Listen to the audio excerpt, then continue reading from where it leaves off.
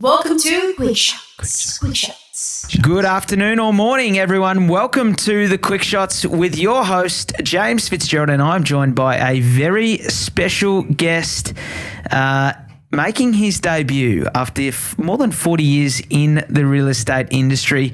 More than 20 years at our very own company is Terry Nasser, the one and only. Welcome, Terry.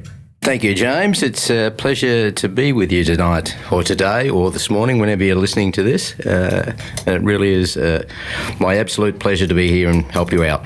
And you're filling in for Mitch because, we don't know where he's gone. He just left the office early, well before 5. Big shoes to fill, do you think? Oh, not really. Mitch, he only works part-time here, I think. So he's probably doing something else. All right, I'm going to give you the honours of opening the batting this afternoon. Emma would like to know, does it cost money to refinance your home loan? Emma, no, it doesn't, other than the normal standard application fees. It's probably a wise idea to think about it because a lot of the banks are offering cash back for refinancing on new home loans, so it might be worthwhile you check other banks or other lenders and you might find you get money in your pocket. Ooh, might even make money, you reckon? I would think so. It's most of the big lenders are offering inducements to come across, so it's worthwhile investigating. Very good. What you got the next one for me there, Terry? Yeah, I've got a nice little message from Brian, and it's a very interesting one, actually. It's he says, I'm nearing the end of my interest-only period. Is it possible to extend the term? Yes. Okay, good question, Brian. The short answer is it is possible, but you will have to take out a new loan. And what I mean by that is the bank won't simply let you extend the interest-only period unless you fall into a very particular category, like you might be a surgeon or one of the real high-income earners in a profession that they offer that sort of deal for.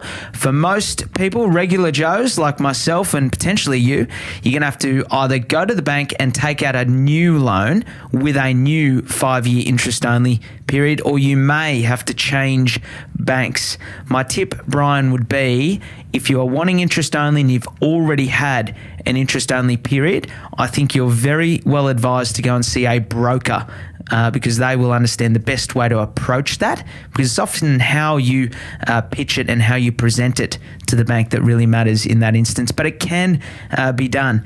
I've got one last one here, Terry, and I don't know if it's come from the Mitch that we know, but it's come from a Mitch. And the question is, what is the biggest change you've seen in real estate in the last 40 years? You've been in the game for 40 years, so I thought I'll use this one. I'll wheel it out and let you answer this one, Terry. An interesting question. I'm glad you asked, to be quite honest. Probably other than the price of real estate, it comes back to the size of your residential building blocks. Going back to the 50s, just after the war, for all the baby boomers, most new estates were all developed with the old quarter-acre block, 1,000 square metres, and then since those days, they've continually got smaller and smaller. In the 80s, probably they were around the 700s, and then they got to the 600s. Probably the average size of a housing block now is either 400 or slightly less than 400 square metres. So that's been the biggest change in residential real estate in the last 40 years or even 60, 70 years. It's I can remember when in the early days in the 50s when my parents first moved out, and the big quarter-acre block, no fences, no landscaping. It was just you bought a block of land and plonked a house on it, and you had to do the rest yourself. Now, every house that's being built, it's with fences and landscaping, so things have changed dramatically. But it's the size of the land that's been the biggest impact on the industry since then. And Terry, I might ask this one just to round it out, because we're so lucky to have you today. You would have helped thousands of Australians to purchase properties as investments over the past 20-odd years.